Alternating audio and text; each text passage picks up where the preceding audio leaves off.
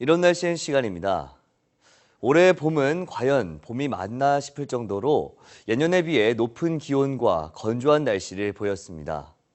내리지 않는 비 때문에 농민들에게 유난히 더 가혹한 계절이 이어지고 있는데요.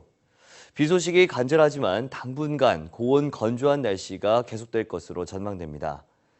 기상청에서 발표한 3개월 전망을 통해 앞으로 날씨 전망 좀 더 자세하게 살펴보도록 하겠습니다.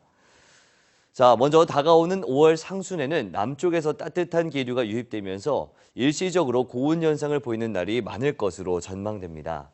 강수량은 예년과 비슷할 것으로 보이는데요. 하지만 고온 현상으로 인해 가뭄 해갈에 큰 도움은 되지 못할 것으로 예상됩니다.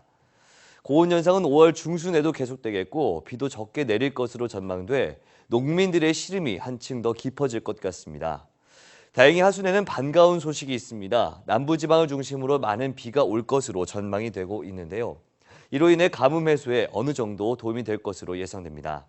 하지만 중부지방에는 별다른 비 소식이 없어서 가뭄 피해는 5월에도 이어질 것으로 보입니다.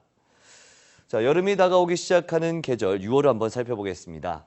6월에는 이동성 고기압의 영향을 자주 받으면서 맑고 건조한 날이 이어질 것으로 전망됩니다. 장마가 시작되면서 남부지방에 많은 비가 올 때가 있겠는데요. 기온은 예년보다 높은 수준을 보이겠습니다. 여름 더위가 일찍 시작된다는 전망도 나오고 있습니다. 본격적인 장마철인 7월에는 이 저기압의 영향으로 흐린 날씨를 보일 때가 많아서 고온 현상은 없겠고요. 예년과 비슷한 기온 분포가 예상이 되고 있습니다. 강수량도 예년의 수준으로 전망이 되네요. 자, 이 화사한 봄, 마치 초여름 날씨처럼 고온 현상이 이어지고 있습니다. 이 같은 현상의 원인으로는 엘니뇨가 지목이 되고 있습니다.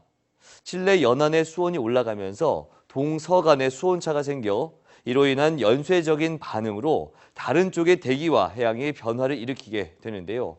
이 같은 현상이 원인이 돼 세계 곳곳에서 이상 기후가 나타나게 되는 겁니다. 2년에서 7년 주기로 나타나는 엘니뇨. 인접국은 물론 세계 곳곳에 이상 기후를 불러와 농산물 작황에도 부정적인 영향을 미치는데요. 세계 곳곳에서 엘니뇨 현상에 대한 예상이 전해지는 만큼 그로 인한 피해 발생하지 않도록 항상 최신 기상 정보를 확인하시기 바랍니다. 지금까지 이런 날씨인이었습니다.